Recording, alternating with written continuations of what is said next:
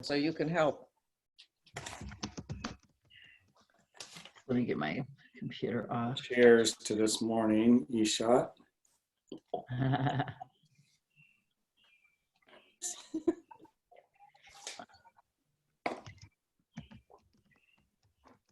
Oops.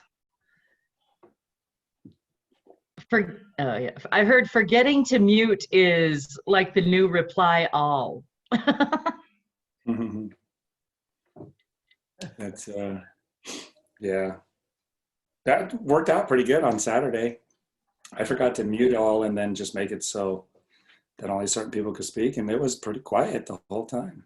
Yeah. That was the Spellbound. first for me. Spellbound. He was energetic.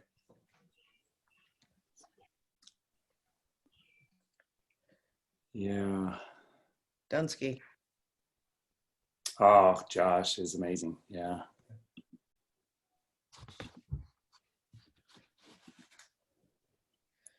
Okay, we're right at the top of the hour. You know what? I'll maybe take this into Facebook.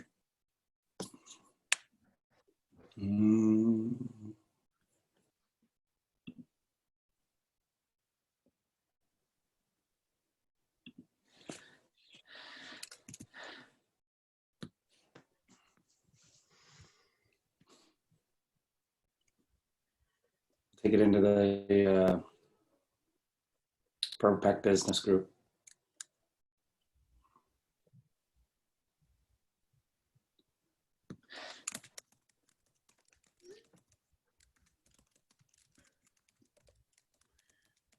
We have Dunsky's recording up from last night yet? Has anyone seen it? No, I haven't seen it. Okay. That was phenomenal too. It was a good one, yes. Good morning, John. Good morning. It was We amazing. were coming down the hill from snowshoeing, and we were able to catch the whole thing while we were driving home. It's impressive. I've never gotten into snowshoeing yet. I had so much energy. I haven't been to the gym for 4 weeks, and I was blown away. I could have gone all day. I was just, it's like, wow. Just all I had was the knocks, and it was really amazing. Okay, all right, here we go.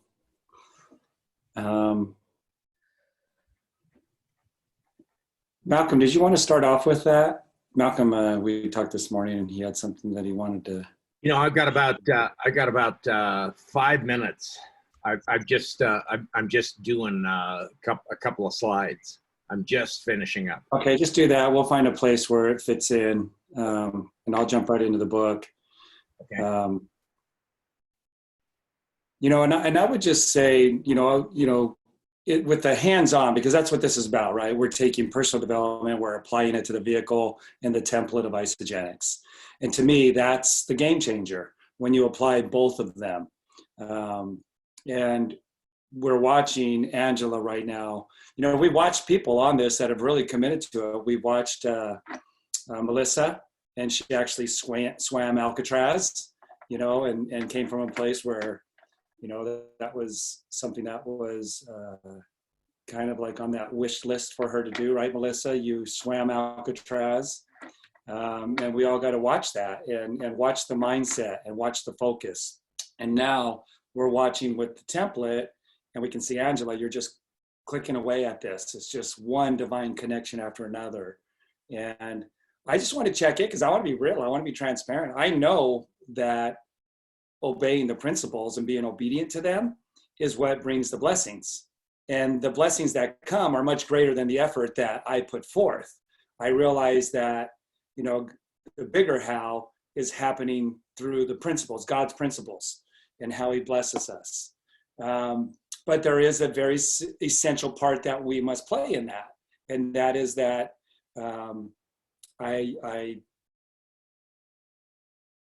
discipline my mind and my thoughts to be in alignment with the things that I desire.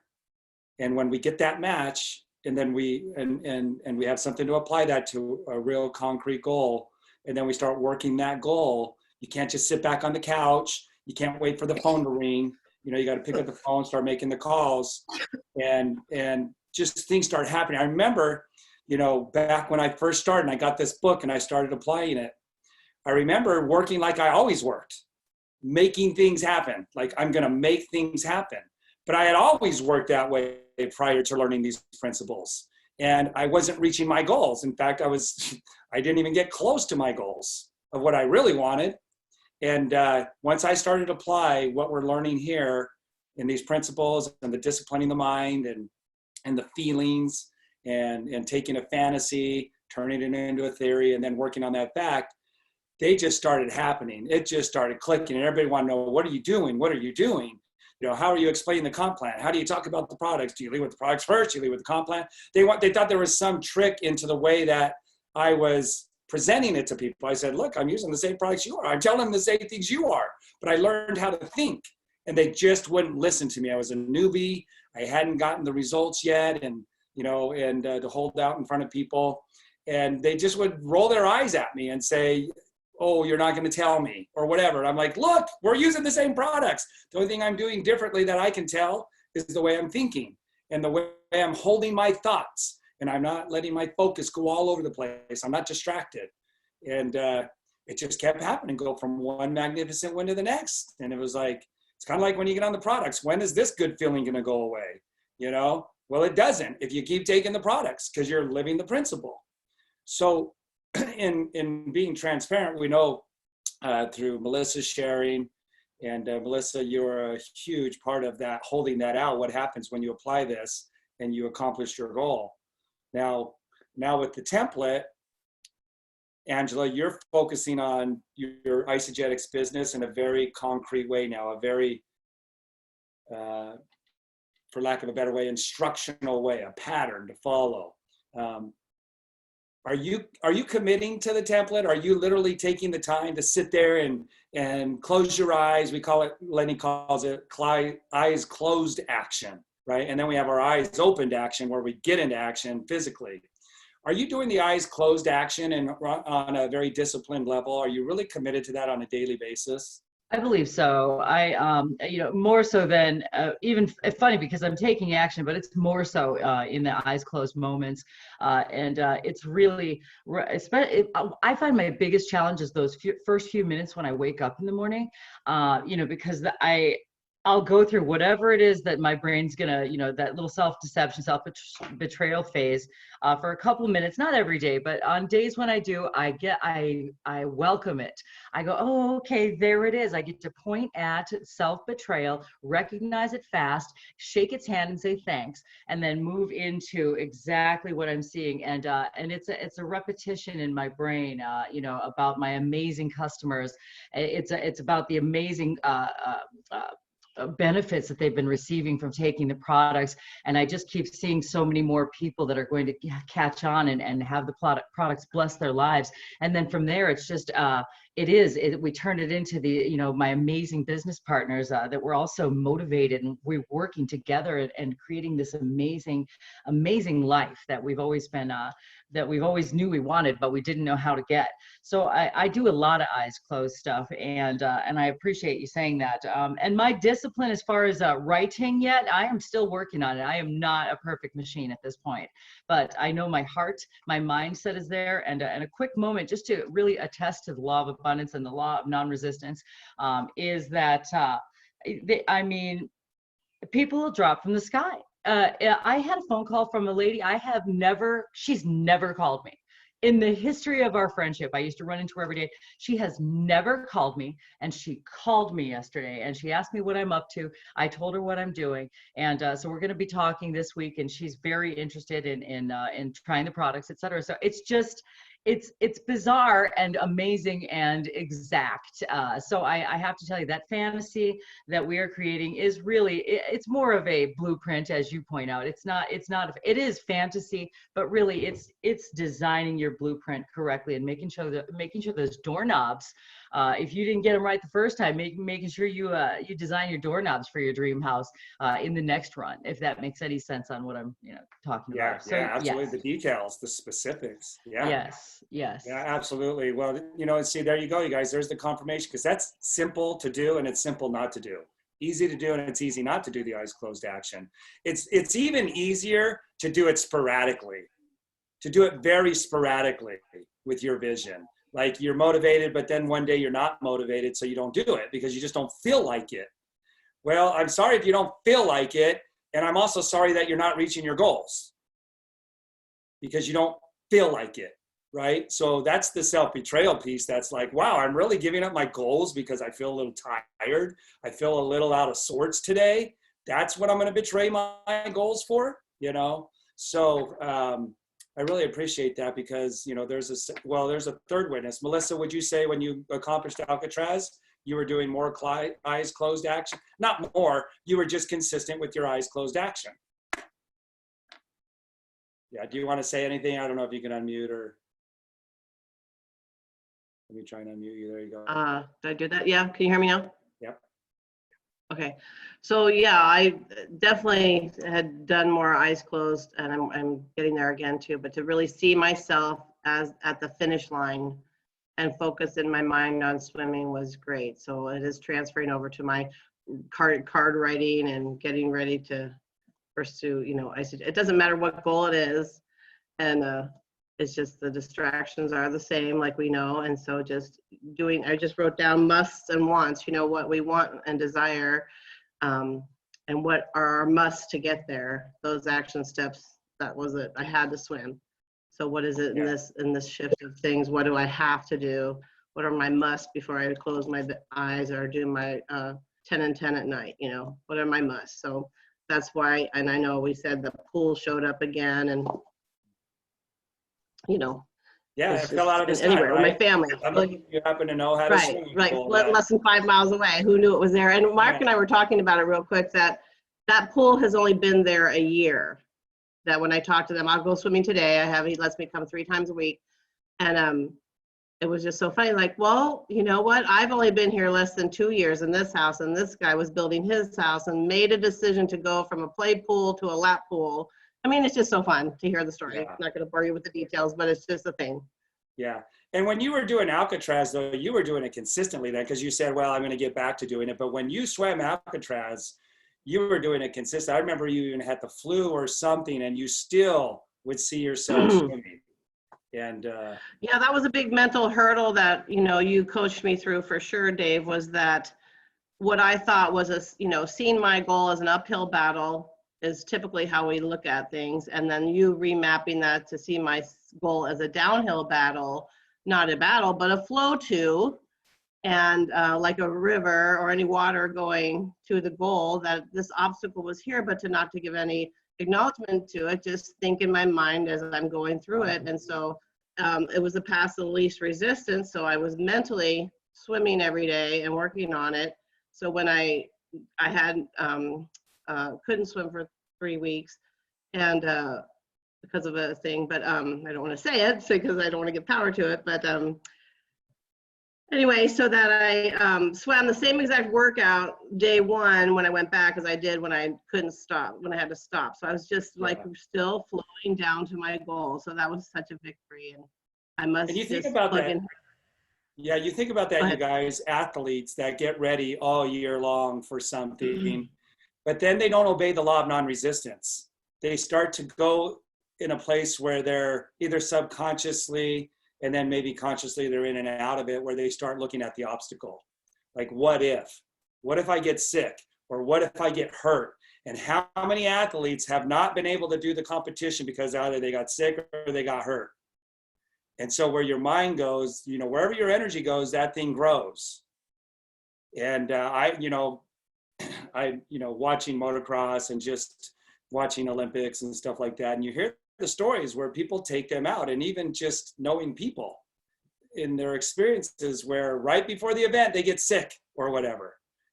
That's not coincidence. Everything happens by law. Everything happens by law. Newton discovered one of them, right? So All right. That's good stuff. So, you know, you got to ask yourself and just take inventory and then analyze, am I doing my eyes closed actions every day consistently with quality?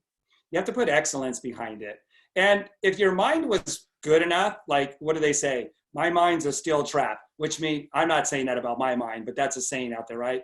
It's kind of a joke, like steel trap. I never forget anything, right?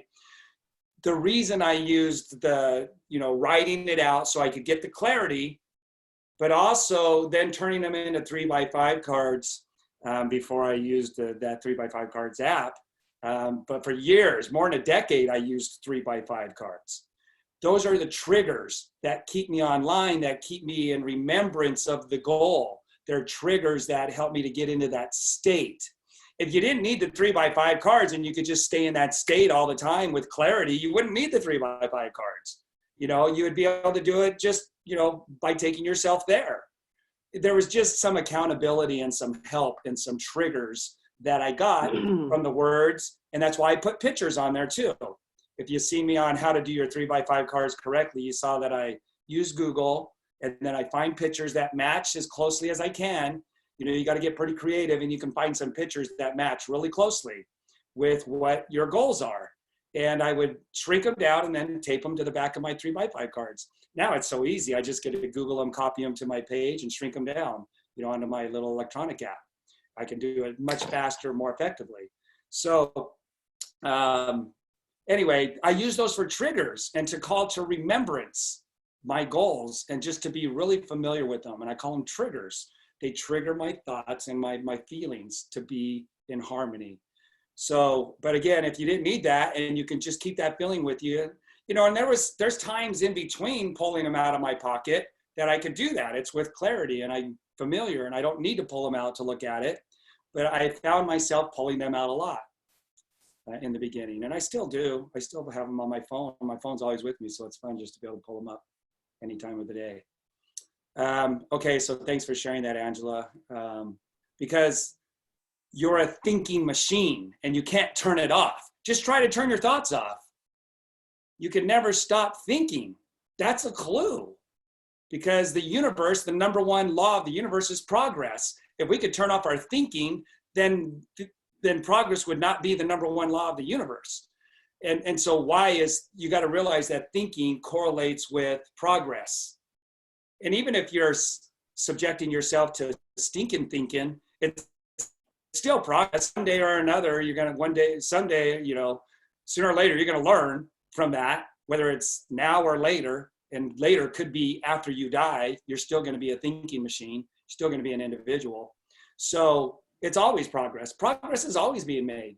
I think Wallace talks about that. We haven't gotten there yet, but he talks about the world always advancing. Always see everybody and everything advancing. Always see everyone and everything advancing. Even somebody that may look like they're not having advancing circumstances. Everything's always advancing. Becoming. I think that's how he says it. Everything is becoming. I like that better because becoming is when you're in the mess, you know, eventually you'll become the messenger about the mess when you finally figure it out. So you are becoming even in the mess. Malcolm, I don't know if you're ready. You know, it's about faith. This, you know, again, it's about faith. It's about including God. How could you take God out of these principles? A supreme being, you know, the designer of it all is God, and it's woven into the fabric of everything, and it draws you closer to God. You can't become prideful if you truly understand the small, insignificant, essential role that you're playing to the much bigger part. Angela doesn't know how these people are falling out of the sky. All she knows is that they are because of these principles that God has instituted to bless our lives. So if you truly, truly know that, you're safeguarding yourself from becoming prideful, egotistical. You're going to remain humble, meek, submissive.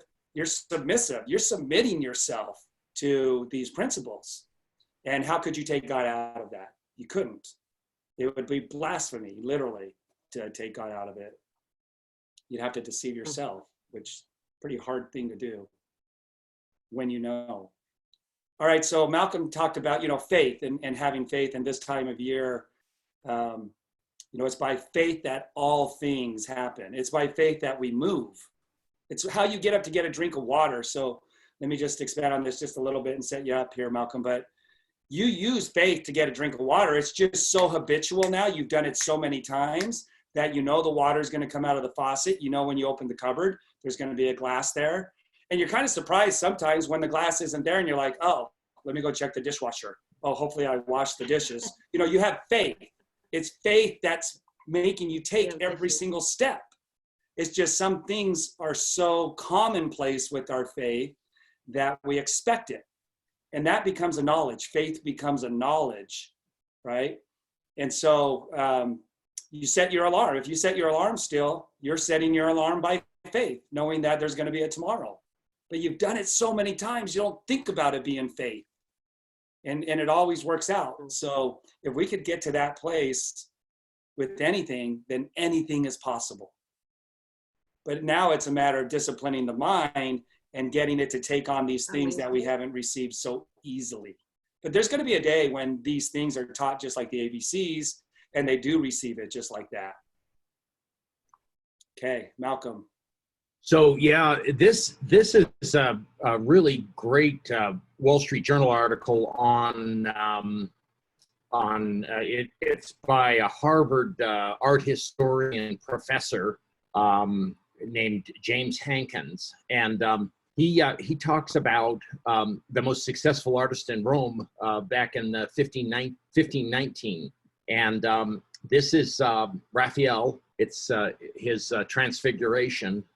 And that was regarded for 300 years as the most popular painting on earth, okay? And back then, people were so steeped in the Bible, they'd recognize immediately where this came from. It was Matthew 17, the middle of Matthew 17, about chapter 16, thereabouts. And they'd recognize it immediately. Of course, Americans, they look at it and say, oh, nice painting. And really don't have a clue what this is, okay? And I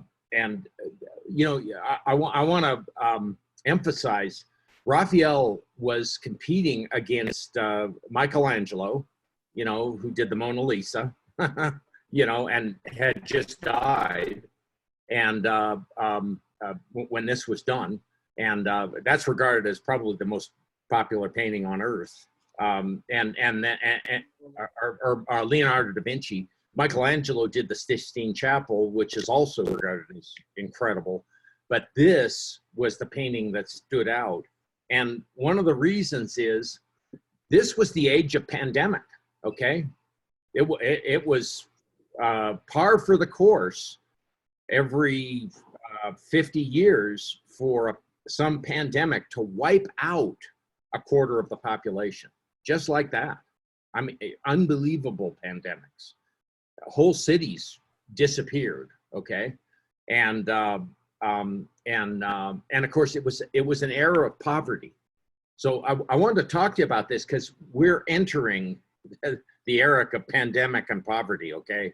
A lot of people, it's not dawning on them what all this means. This is a really big deal. So I really want to dive deep into this. I'm so grateful, Dave, that you started this call. So let's just go into this. Basically, right after Raphael painted this, he died on April 6th, 1520, on Good Friday, which was his birthday. And basically, he probably died of the flu. Okay, they talked about a terrible fever. That's probably the flu, and he wasn't a wealthy man. Okay, the artists were paid, but they weren't regarded as wealthy, and so. Let me just go to the top of this. So this is Jesus trying to get through the thick heads of his disciples this message, okay? And basically he's you know, if you look at this on the left, it kind of flows like a book, where you've got disciples on the far left, and then it flows to the disciples that are blinded by the vision, and then to Moses, Jesus, and Isaiah. Okay, and basically, there's two that are in heaven that are getting this, right, and the rest can't take it in, but they're there. Okay, and that's kind of what we're talking about. Okay, is people don't really get what we're, you know, the heaven to earth concept, what we're really talking about.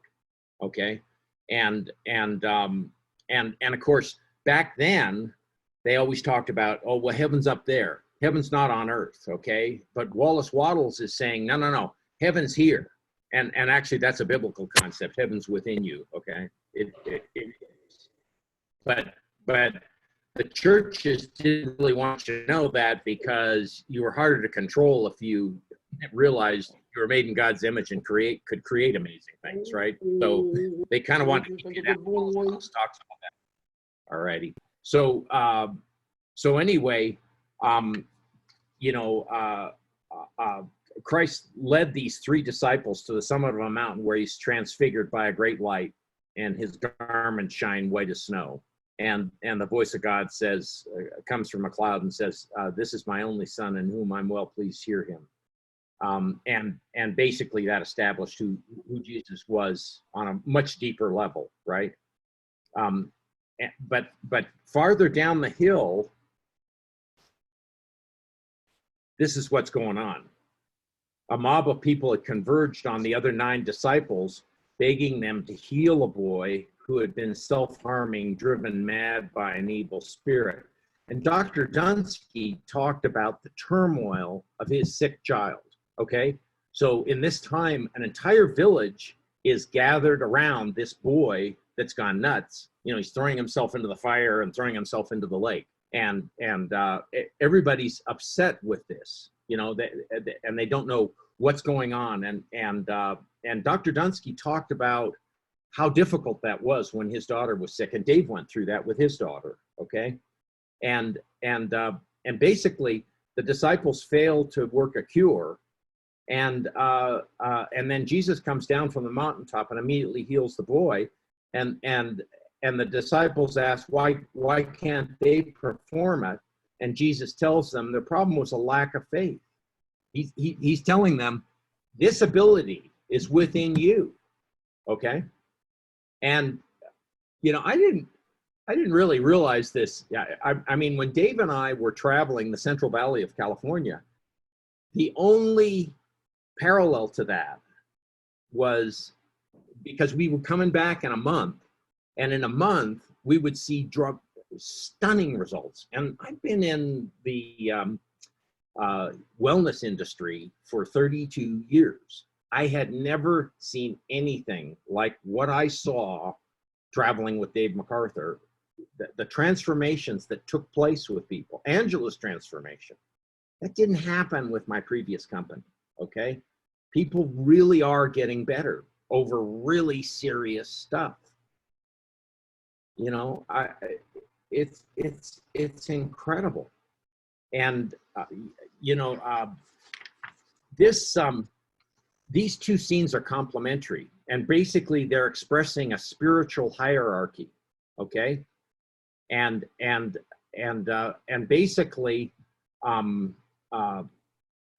this is revealed to the contemplatives on the mountain below, and basically it's shown in action in this lower scene, okay?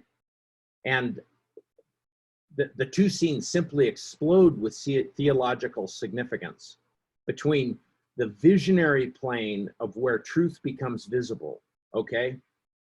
So you're visualizing what could be, and then you're creating the result, okay? A dark world, the dark world beneath, where a terrifying and unpredictable disease throws those unable to believe into a state of bewilderment and panic, okay? And both the disciples that were down below and the crowd were bewildered and panicked, And that's who we're dealing with right now, are people that are bewildered and panicked. And people don't do well in isolation. Okay. I don't do well in isolation. I'll tell you, my own head is the most dangerous neighborhood I know. Okay. So, you know,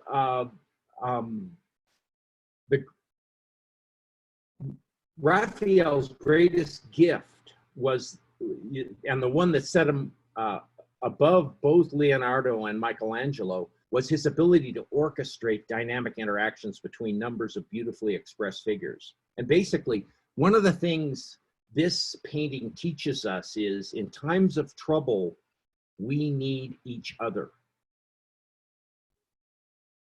Your friends need you now, even though they don't know they need you, okay? Now, just look at this picture. These people are angry, skeptical, probably ridiculing the disciples. Why aren't you fixing them? Look at the one disciple holding the boy. You know, he's got the deer in the headlights look, okay? He says, I don't know what's going wrong, right? And basically what happens is Jesus comes down, okay, and sets them straight. You have this ability in your head, okay? So the 10 figures on the right, the mob, are filled with fear and demanding help. The 9 disciples on the left have this looser block, but they're confused, indecisive, and faithless, okay? They need Christ to come and restore their world's physical and spiritual health. And guys, you're on a spiritual journey right now, okay? And whether you succeed will largely depend on this spiritual journey. Obviously, faith without works is dead. So you have to do the actions. But the lion's share of the work is the faith work, okay? And I almost got embarrassed to talk about my hour of power because it morphed into like 3 hours. I was taking a huge amount of time reading and meditating, and I've just got this new balanced meditation program. It's amazing. And so this painting is a story about the healing power of faith, and it carries a message. Divine help is on the way. And so at his funeral, Michelangelo's disciples placed this painting, and let me just go back to the beginning. They placed this painting next to his body, and the sight of that living picture, this is Raphael's biographer, Giorgio Vasari. He wrote, the sight of that living picture in contrast with his dead body made the hearts of everybody who saw it burst with sorrow. Because it's such a powerful story. So that's Awesome. my story, Dave. Yeah. Thank you so much, Malcolm. It is powerful. And, and I see a couple comments, and, I know people have different religious beliefs and different ways that they exercise their beliefs. And we're, Malcolm and myself, we're not trying to compel anybody to believe in a certain way or in a certain being. I look for truth wherever it can be found. I've read things from Buddhists. I've read things from Gandhi, from all kinds of teachers. Wherever truth can be found, bring it on. So being open and listening to the message rather than picking apart the message is the point here. It's so important that walls don't go up. That's one of the biggest problems, and it comes from ignorance. Bob Proctor says that's one of the biggest problems in the world. That is the biggest problem in the world, is ignorance. So I appreciate you sharing that, Malcolm, and very powerful. Some of the things that came to mind for me while you were doing that was when you were talking about exercising faith, I was realizing, and you even said this when we were going around, for about 2 years, we did that. it's like we're the disciples going from town to town healing people because of these incredible results that people were having. And not in a blasphemous way, not in an egotistical way or that it was about us, but we were obviously facilitating it. Without us, those results wouldn't have happened for people. So you do have to take some credit. There's some joy and happiness that comes from having a life of purpose and contribution. And so when Malcolm says, you know, it's like we're the disciples going from town to town, healing people, exactly. That's the role I wanted to play in life. I wanted to be partnered up with God. So, but it wasn't us that was making the healing. We were the messengers. And we have 24 hours a day, just like everybody else. We were choosing to take some time, energy, and effort with those hours that we were given and do something with them in a certain way. Do you guys get that? And it was exercising faith that the products were going to produce the results. Do you guys get that? The only reason I've been on this crusade for coming up on 15 years now is because of my faith in the products to produce a certain result when they put those products in their body. Do you get that? That's why I've been so consistent and so excited and so enthusiastic. Now, there's two ways that happens. One is I get the insight through education. I really put in the time and energy to understand the science behind the products. When I say I was mentored by Bill Andrews, I was mentored by Bill Andrews. I got the education. And then I did some educating on my own. I took the time to research, like doing a research paper. I say I don't like school, but I would probably run circles around a lot of people that have gotten their master's degree and PhD. I probably understand the things that I've studied way more than they understand them. Because of my to do that. So now, that can only take you so far though, the education. There has to be a hope and a faith that's exercised in what I'm learning. Now combine that with the education that I got through the principles and wanting to understand the principles. Like I heard Angela mention the law of non-resistance. I haven't said that a whole lot of times on this Zoom, but for her to mention the law of non-resistance, she must be talking about it. She must be understanding it in a way that she knows that it plays a huge role in her being obedient to these other principles. And the law of non-resistance is one of my favorite laws. Some of you who have been around for a while have heard me say that a lot. The law of non-resistance is one of the funnest, one of the most fulfilling laws that helps to develop the individual in a way that they understand it. So it is a matter of education, but there's a sense of hope and faith that comes from inside. It wells up from inside, that hope and faith as to what I just learned is going to do. That's where the imagination kicks in. That's where my desires start to frame up, and they start to become an independent, creative process by what I'm allowing my imagination to start to frame up, being inspired by the Holy Spirit, and taking my individualistic interpretation of things and now starting to frame them up into a picture, into an image, into an idea. So there's education will only take you so far. You've got to lean on these principles, and these principles taught me to do that in a much more grandiose way, in a much grander, magnificent way. It wasn't about me. It was about what can my imagination come up with, because that's where the creative process starts.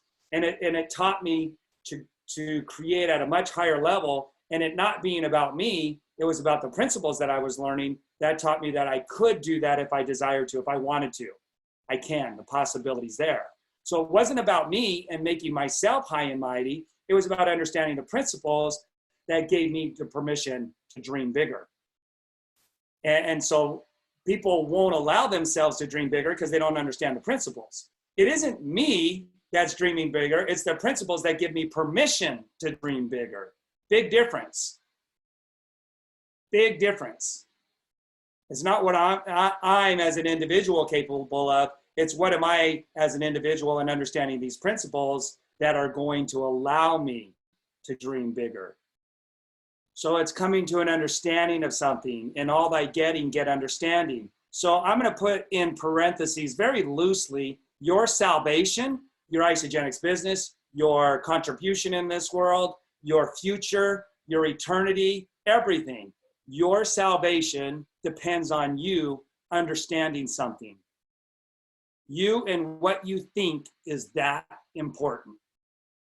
You and what you think is that important. So if we reverse engineer thinking, well, that comes back from understanding things. Well, how did I come to my place of understanding what I understand now? Well, most people never gave it any thought.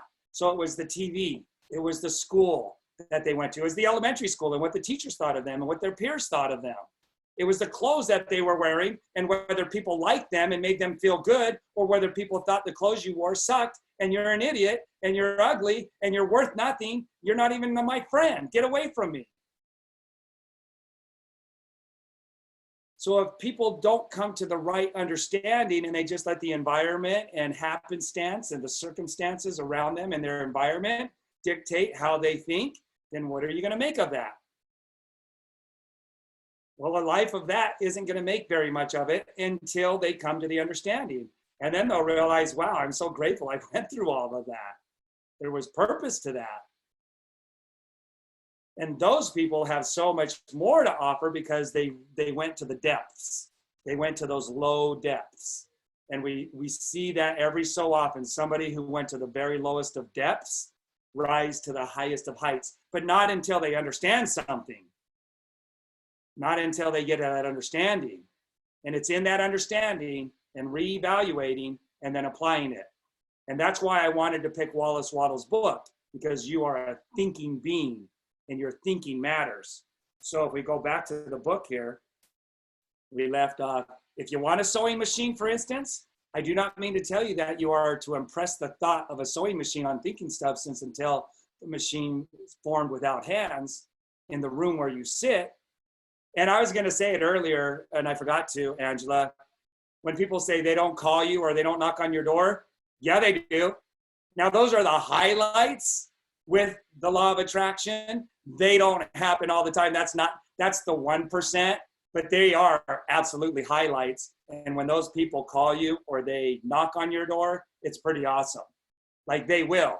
If your attraction is strong enough, and there's no other way for them to reach you other than them reaching you, it'll happen. You'll get the phone call. You'll get the knock on the door. But in most cases, 95% of the time, it's through you picking up the phone call. It's through you making the first action step, okay? So that's what he's saying here.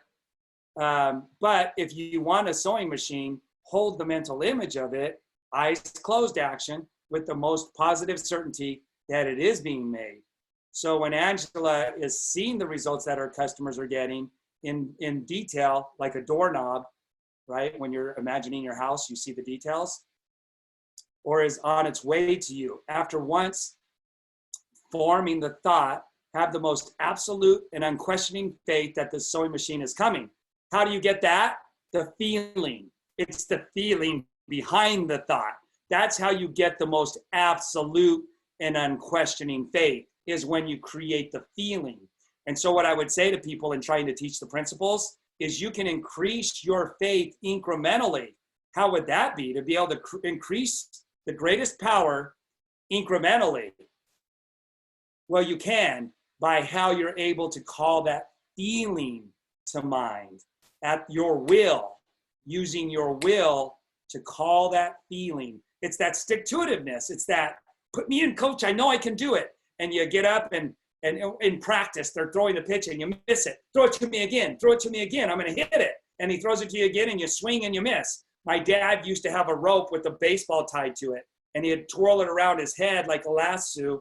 And we would stand in the outer perimeter and try to hit that ball. I remember doing that at like 8 or 9 years old. And I would miss the ball because he would yank the ball to change its course of direction right before it got to us. And I'd be like, I'm going to hit it. I'm going to hit it. You know, and just have that tenacity and that stick-to-itiveness and the desire not to quit, but to hit it. See, some people would quit through their lack of success. They doubt themselves and they don't want to play anymore. They don't want to play. Mom, I don't want to go to practice. I can't hit the ball. People make fun of me. And they start worrying about what other people think about them. And so they don't play baseball again the next year, or they don't come to the practice the next week and they quit. But those that want to hit that ball, what are they thinking? The exact opposite. I'm going to hit that ball. This is a challenge. I'm ready to take on the challenge. And so with that focus, and I'm going to hit it, guess what? I started hitting that ball. It didn't matter if he jerked it or not. I was so focused, I'd hit it. And I'd make his hands hurt because I hit it so hard and so squarely, right? So that's the same thing with eyes closed action. It's getting to the feeling and doing it again and again, because that's the objective. That's the desire. You know that that's the win. That's the victory, is in creating that desire, just like hitting the ball on the rope. The win is getting to the feeling of it. And if you're addicted to what it feels like to win, then you're going to take this thing all the way. You're going to take it all the way. If your addiction is to the victory of winning and you don't quit until you win, then you're going to make it. You're going to have anything you desire, as long as you keep doing the blueprint. So it doesn't just have to be swimming. It could be anything. If you're addicted to the feeling of victory, but if defeat takes you out and you don't try anymore, then you'll never get there, because it's in the victory of getting to the feeling. That's how you get your faith there. So the most positive certainty, you can increase that incrementally through practice. Just look at you actually doing your blueprint, your eyes closed action as practice. You're building the mental muscle. But in the practice, you're actually gaining the victory, because the universe doesn't know whether it's practice or it's the game. That's why I took Charles Handel's exercises and turned his exercises into my blueprint. Because I'm like, why would I want to be thinking about something else that doesn't have to do with my blueprint while I'm practicing? Make the practicing my blueprint. So after a certain point of achieving mental discipline, I started turning the practicing into my blueprint. And I would go back and forth, because I did still want to make sure that I was doing it without cheating and betraying myself. So after once forming the thought, have the most absolute and unquestioning faith. That doesn't happen all at once. And that's the problem. People are impatient. But if you understand the principle, you won't be impatient with it. You'll just keep doing it. That the sewing machine is coming. Never think of it or speak of it in any other way. Well, or listen to it. Never think of it or speak of it or listen to it from somebody else in any other way. That's so important, because you're going to have associates who say, people think it's too expensive, or nobody likes the way it tastes. No, there's a lot of people who like the way it tastes. You just attracted the ones that didn't like the way it tasted. So you got to make sure right there, that's the law of non-resistance. Now, I didn't understand the law of non-resistance until I read Raymond Holliwell years later. And then I could name that principle. But right here, he taught me, never means never think of it or speak of it in any other way. And I'm going to add to that, or listen to it or agree with it while listening to somebody else in any other way. So I didn't listen to the mechanics. I made excuses not to have conversations with them anymore, because they were causing me to raise doubt in my mind, not about my Isagenix business, just their way of thinking. It was stinking thinking. And that stinking thinking flows into all the other boundaries of everything else. And so once they started going into stinking thinking, I'd say, I would either go into my own mind and not listening to what they said, like that child that's not listening to the teacher at school. They're on a daydream and they're not even hearing the teacher. I used to do that all the time. There was a girl named June in my 6th grade class. She was always daydreaming. And the teacher would always say, stop daydreaming, June. Well, that was the biggest mistake, trying to teach a child not to daydream. So the law of non-resistance, never think of it, never listen to somebody. Making agreements with somebody else is going opposite with what Wallace Wattles is saying right here. And I'm grateful that I learned this from Wallace Wattles, And then I was able to put a name behind that, the law of non-resistance, LNR, law of non-resistance, okay? So don't listen to it in any other way either. And guess what? When you become that rock, that solid foundation, people won't complain to you anymore. You'll just have that identity, and people will not complain to you anymore. You won't attract them.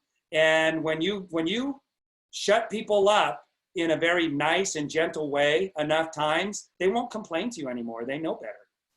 And so now the law of non-resistance is in your favor. Your identity is such that you don't attract it very often, and people don't come to you with complaints. Now, it doesn't mean that it's going to go away 100%, but it's a lot less.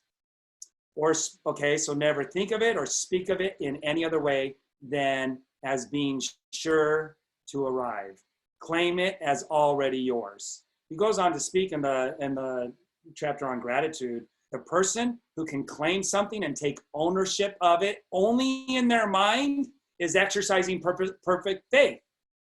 The person who has claimed it and taken ownership of something only in their mind is exercising perfect faith. Well, what do you think this is right here? What do you think this is training you to do right here? Take ownership of it in your mind. Take the identity of it in your mind. And that's where it matters most. That's first cause. Now, you can't do it sporadically, and I think he says it, or maybe Charles Handel says, oh, you do it while you're in your room, in your closet, in your private prayers for the hour of the day, but then the other 23 hours, you're totally negating it with doubt. Why? Because the conversations that you're having with other people and yourself. You got to guard your focus with your life. I use that in my podcast, and that became a phrase that people were using all the time. Guard your focus with your life. If you don't, guess what? Everything in the outer environment is going to negate it, because it isn't true in your reality at this point. All right? So yeah, is there some personal responsibility? Yeah. And there's going to be some that walk away and never follow you anymore because they're not ready to take on that responsibility. At a certain point, Jesus asked certain things of his disciples, and it says there was many that left and followed him no more. Well, there might be people that follow and they play the pretender. That's fine. We're not going to cast anybody away, ever. And at some point, they might get that peace that they're ready to now do the do. It will be brought to you by the power of the supreme intelligence acting upon the minds of men. If you live in Maine, it may be that a man will be brought from Texas or Japan to engage in some transaction which will result in your getting what you want. And Angela, as you start to see this, you start to wonder how it is that other people don't see it. And the language that they're using, you're like, they don't see it. How could they talk like that? That's self-sabotage. And they don't even know. They're not skipping a beat. They're just sabotaging with every word that's spewing out of their mouth. And you see it, and you want to just kind of reach to them and try to save them, but it doesn't work that way.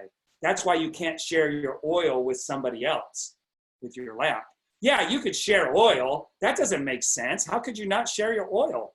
There's enough oil to go around. Why could you not share it? Because that's not the kind of oil he's talking about. He's talking about the spiritual oil that you get because of the time, energy, and effort that you put focused in a certain way towards certain things. You were wise in how you were spending your time while the sun was shining. And you can't share that with anybody. To get it, to really get it and internalize it, that takes personal study, personal development. Yeah, you can get a little bit at the seminar, but to get it to where you really get it, to where it saves you, where it changes you, you can't share that oil. If so, okay, so in some transaction which will result in getting what you want. If so, the whole matter will be as much to that man's advantage as it is to yours. It's the creative process, not the competitive. It's the creative process, not the competitive. Do not forget for a moment that the thinking substance is through all and in all, communicating with all and can influence all. So the people that show up, it's going to take some time sometimes for that right person to show up, because that right person has within them the desire, and you have the vehicle to be able to fulfill that desire they have. And it's 8 turns away, 10 turns away, sometimes 2 turns away, sometimes 15 turns, going around a 90-degree turn to where you can't see them. Certain connections that have to take place. The desire of thinking substance for fuller life and better living has caused the creation of all the sewing machines already made. And it can cause the creations of millions more, and will, whenever men set it in motion by desire and faith, and by acting in a certain way. If it's not there, I like how he goes on to say here, I think he talks about the gold in the mountain. You can certainly have a sewing machine in your house, and it is just as certain that you can have any other thing or things, swimming Alcatraz, which you want, and which you will use for the advancement of your own life and the lives of others. So Melissa didn't take anything away from anybody else. In fact, she added to the lives of others. I'll bet she bought some swimming suits that she wasn't planning on buying, that blessed the lives of other people who had those swimming suits, and other things, okay? A myriad of other things. You need not hesitate at the person who bought the pool. Do you think that he gets a sense of fulfillment that his pool is blessing Melissa? Absolutely. Otherwise, he wouldn't have offered it to her. He didn't just build that pool for his own selfish reasons. He's getting a sense of purpose out of life because of that magnificent pool that's in his backyard that he gets to share with somebody else. You ever watch that show, Antique, what is it, where they go around looking for antiques to sell? Antiques Roadshow. No, it's not the Antiques Roadshow. It's the one where the 2 guys go around in their van and they buy things from people. And you can see how people are willing to sell them things that they love so much because of their passion for loving what they love. They're willing to let go of some things and give it a home. And I can't remember the name. It's those 2 guys. Pretty fun show to watch. It's American Pickers. What? It's the American Pickers. Yeah, American Pickers. Yeah, I love that show. I always watch it when I'm just skimming through looking for something, that I want to just rest my mind. And I love that show because you can see this process happening through that engagement with them. So you need not hesitate about asking largely. Here we go. I am a millionaire in Isagenix. You need not hesitate about asking largely. It's your Father's pleasure to give you the kingdom, said Jesus. See, it wasn't about me becoming a millionaire. There was so much more into that vision of me becoming a millionaire. You need not hesitate to ask largely. It was the principles that were teaching it. It wasn't that, Dave, you had to get that certain something. Remember when I talked about that last week or a couple weeks ago, where people in the audience think it's something that that person has, and that something, they could never put their finger on it. And good luck trying to get that something that you think it is that that person has that you don't yet have incorporated into you. You'll never get it because it isn't something that that person has that you don't. It's an understanding that they have. The ability is already within you.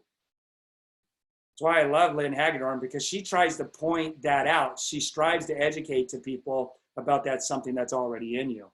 Original substance wants to live all that is possible in you and wants you to have all that you can or will use for the living of the most abundant life. So what are you willing to receive? Well, I want it all. I'm just that type of person. I want it all, but I don't want to take it from anybody. And this was teaching me that I didn't have to take anything from anybody. I just had to dream big and that everybody would be blessed. And the bigger I dreamed, the bigger the blessings would be. The blessings would be all over the place for everybody through me dreaming big. So it gave me permission to dream big. If you fix upon your consciousness the fact that the desire you feel for the possession of riches is one with the desire of omnipotence for more complete expression, your faith becomes invincible. Wow. Never learned that I never learned any of this in Sunday school class. I never understood this in the Bible because it was kind of there in an incomplete way. it wasn't broken down into a practical application like Wallace Wattles is breaking down the Bible here. He's breaking down all the principles that I've always agreed with, but didn't truly understand. It just opened up the Bible so much more to me because I had a teacher who could break it down into a practical application and help me to understand those. I could never understand math in the classroom. Why? Because the teachers weren't very good. And maybe if I had been a little more open to asking questions and pushing the teacher to teach me a little bit, you know, in a way, or just being open to be taught in that classroom setting, maybe it was there. Maybe I wasn't ready. Maybe there were some good teachers, right? So once I saw a little boy sitting at a piano and vainly trying to bring harmony out of the keys, and I saw that he was grieved and provoked by his inability to play real music. I asked him the cause of his vexation, and he answered, "I can feel the music in me, but I can't make my hands go right." The music in him was the urge of original substance containing all the possibility of all life. All that there is of music was seeking expression through the child. And most of us as adults act like this child. We know it's there, we can feel the urge, it's right there, but we're vexed by it. Why? Because we're not willing to practice. We're learning that we need to practice a certain set of principles and a certain protocol and a blueprint, but we're not willing to practice. And we'll practice once a week for a few minutes, and so we feel it, but we just feel vexed by it. If the child would do the practice day in and day out, it would play that music eventually so fluidly, so inspirationally, it would come from within, and he could take that flow and just put it to his hands, to the keys, right? So many of us act like this type of child. We know it's there, but we just keep thinking that, oh, it's just a prayer. When God's ready to give it to me, he'll give it to me. That's the most overused, how does Raymond Hollywood say it? It's the most overused statement, most overused, misunderstood statement in the Bible. God's will be done. Doesn't matter how long and hard that child prays, until he does the practice, he's not going to be able to get his hands to flow. And we're the ones that stand in the way. Even in practicing, we stand in the way of trusting our fingers to go. God, the one substance, is trying to live and do and enjoy things through humanity. He is saying, I want hands to build wonderful structures, to play divine harmonies, to paint glorious pictures. I want feet to run my errands, eyes to see my beauties, tongues to tell mighty truths, and to sing marvelous songs, and so on. All that there is a possibility is seeking expression through men. God wants those who can play music to have pianos and every other instrument, and to have the means to cultivate their talents to the fullest extent. Everything that you truly want and desire you get. I've seen people that were paupers with $15,000 pianos. Artists with all of that are truly making masterpieces. They're poor as a pauper, but they have all of the canvas and all the paints at their disposal. Why? Because that's their desire to have them. If they wanted the money to go along with those paintings, they would have to see the money in the bank to go along with those paintings. But most painters have the conditioning thought as painters are always paupers. It doesn't have to be that way. Thomas Kinkade didn't see it that way. And then he gets chastised by other people as being a commercial artist. He gave it all away. He gave it up to become a commercial, and they chide him for it. No, he saw the money with the paintings. Nothing wrong with that. But yet, those looking on the outside, the poor paupers of artists, say he sold his soul. No, he didn't. He sought the law of abundance. Pretty interesting how people could twist it all up, right? And make money the root of all evil. To sell his soul. I mean, come on. That's the law of abundance. All right, you guys, I went a little over, but I want to keep going. I mean, I just want to keep going because we were just barely getting into it right there. We didn't even get to the point of the gold coming out of the mountains. And so, You can be anything you want. That miracle, that miraculous, amazing being that society's trying to suppress right now, the miraculous divinity, it's trying to be suppressed because of the very fact that it is rising up. That divinity within us is rising up. And so therefore, for a short time, we're going to have that resistance to it. For a short time, it's going to look like we're going backwards. That's only because we are stepping into the light. And that miraculous, amazing, we're embracing it. We're taking ownership of it. And it's not just right here on this Zoom. There's 1,000 other Zooms that are going on in their own way right now around the world, that people are stepping into their light. They're getting it. And God's Spirit is pouring out. And for a time, there's going to be some resistance to that. It'll look like we're going backwards, but we're not. And we're going to continue on until the whole world is filled with light. And I'm just so grateful to be a part of this community, this culture that's the pioneers of it. We're the soldiers out in the front. You're the daring ones. You're the ones that are, you're the crazy ones. You're the ones that are standing out in the front in the battle. We're in the front. And I'm so grateful and honored to be partnered up with you guys in this battle and in this crusade, and to be on this side of light and truth. So anybody want to share anything before we got about 10 minutes before I need to jump off. Hey, Dave, good morning. John Shelley here. Hey, go ahead, John, and then we'll go to Melissa. All right. Thank you so much. We're driving right now to get our grandkids, but we're right here with you. You know, you were talking in the beginning about, you know, nothing happens by coincidence. Everything happens by the law.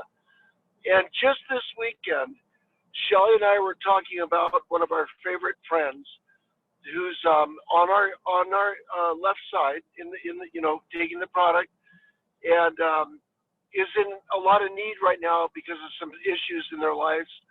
And we decided this weekend that we're going to help this person in a very specific way with the business. And they've cycled and so on and so forth. But we said, you know what, we're going to do more for them. We're going to help her.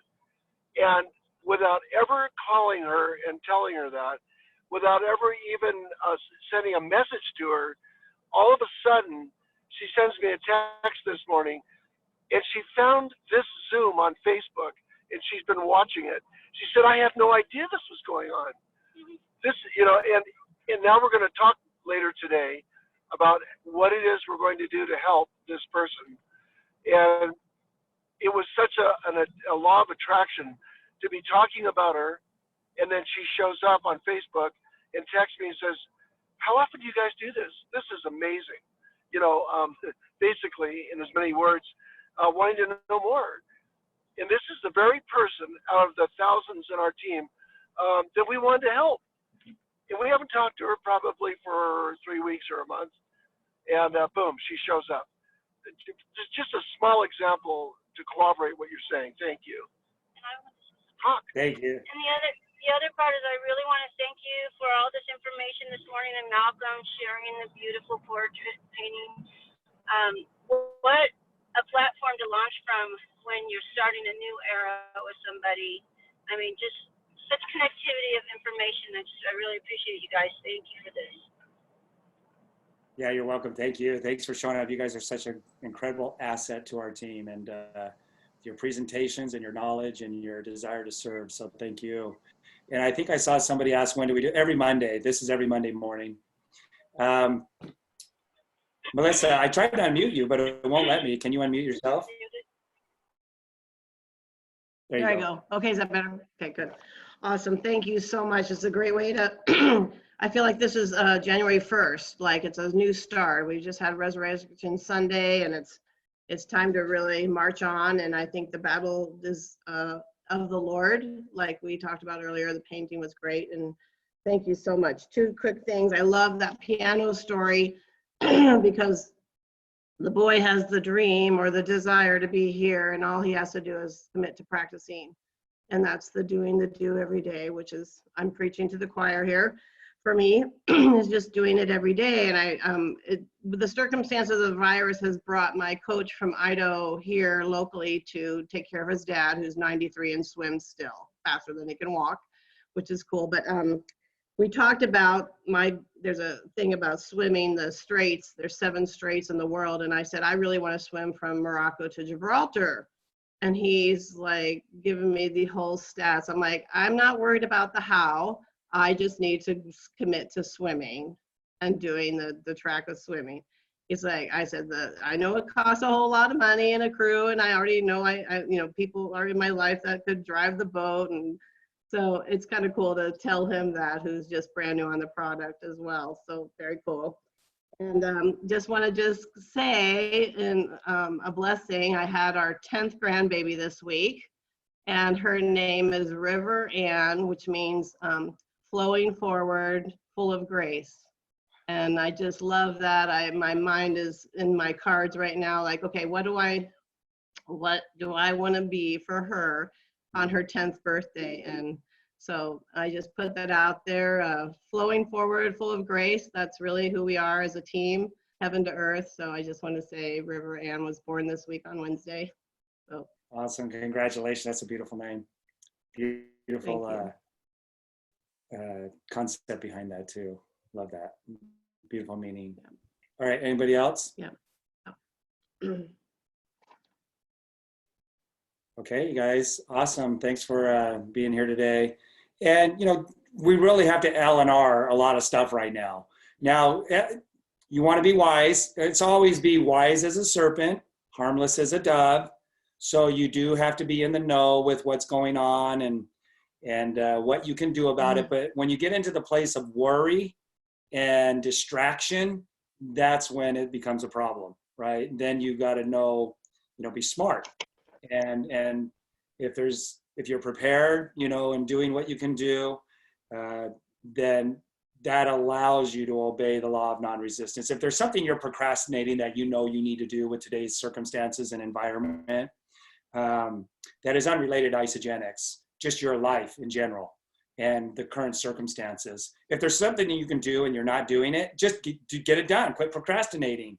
And then you can move on and get your mind focused and not have to worry because you've done everything within your power to do. But to just keep being mired down and worrying about things, that's not empowerment. And that's actually designed, I'll say, by the adversary to do that on purpose, to distract you. All distractions are equal. Write that down. All distractions are equal. So make sure that you're guarding your focus and that you know what you're focusing on and what you're feeling, okay? All right, with that, you guys have a great day. We'll see you on the Zoom tonight, and I'll be presenting on the Forever Pack tonight, 5:30, right? 5:30, California time. Okay, you guys, have a great night or a great day, and we'll see you tonight. Bye, everyone. Thank you, Dave. bye. Thank you. Thank you, Thank you. Malcolm. Thank you. Thank you.